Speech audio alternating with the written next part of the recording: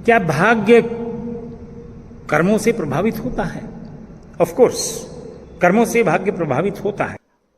हमारे जो कर्म हैं वो अधूरी कामनाओं के रूप में इस आत्मा पर अंकित हो जाते हैं और आगे वो अधूरी इच्छाएं इस आत्मा के पुनर्जन्म का कारण भी बनते हैं।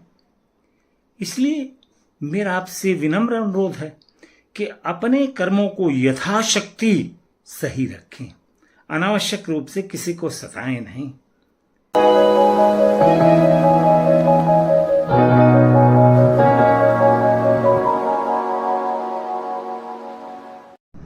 मित्रों, आज हमारा विषय है, क्या भाग्य कर्मों से प्रभावित होता है?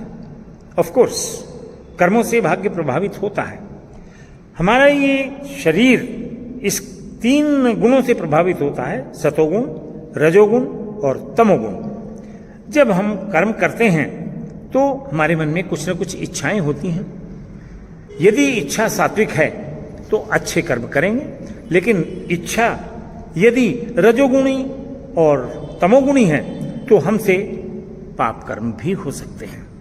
और उन कर्मों को करने से अगर हमारी इच्छा पूर्ण हो गई तो हमारे अंदर बढ़ेगा लालच, ग्रीड, और वो बार बार हमें उन कर्मों को करने के लिए प्रेरित करेगा, जिससे अंततोगत पाप की प्रवृत्ति हमारे अंदर बढ़ेगी और वो हमको गर्त में ले जाएगी। और अगर रजोगुण प्रभावित होगा तो काम की इच्छा पैदा करेगा। काम की इच्छा पूर्ति हुई तो फिर वही बार बार पुनरावृत्ति हो, और अगर नहीं पूर्ति हुई तो ये जो हमारे मन से आवाज एक निकलती है, नहीं ये गलत है, ये सही है, हमारे अंदर जो बुद्धि है, जो विवेक है, वो उसका निर्धारण करते हैं। जब उस आवाज को बार बार दबाई जाती है तो अंततोगत्वा वो आवाज मर जाती है। ये जो भावनाएं हैं ये किस चीज से ठीक हो सकती हैं? ये ठीक हो सकती हैं भगवान भगति। मानस में भी कहा गया है, प्रथम भगति संतन कर संगा, दूसरे रति मम कथा प्रसंग। कथा और कीर्तन, भजन, ये हमारी प्रवृत्ति को बदल सकते हैं, इसमें कोई दो राय नहीं है। लेकिन आज के युग में इंसान के पास इतना समय नहीं है कि वो कथा प्रसंगों को देखे, कुछ ग्रंथों को पढ़े।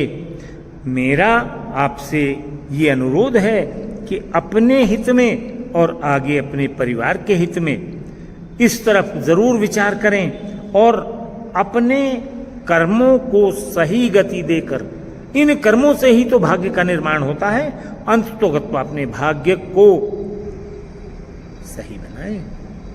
भाग्य इसी जन्म में नहीं, अगले जन्मों के संस्कार जनरेट होते हैं। इस पर अगर आपके जानने की ज्यादा इच्छा हो तो कमेंट्स में दीजिएगा, मैं पूर्ण रूप से आपकी शंकाओं का समाधान करूंगा।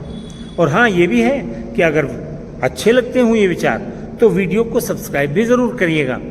आज इसी शॉर्ट तरीके से इसको कंक्लूड करूंगा और अगला वीडियो आने तक आप प्रतीक्षा करें। 1-2 दिन में अगला वीडियो दूंगा जिसमें इसको थोड़ा डिटेल करूंगा, और अगर आपकी इच्छा होगी तो फिर उसके अलावा आपके कमेंट्स पर डिपेंड करेगा, मैं दूंगा। तब तक के लिए नमस्कार।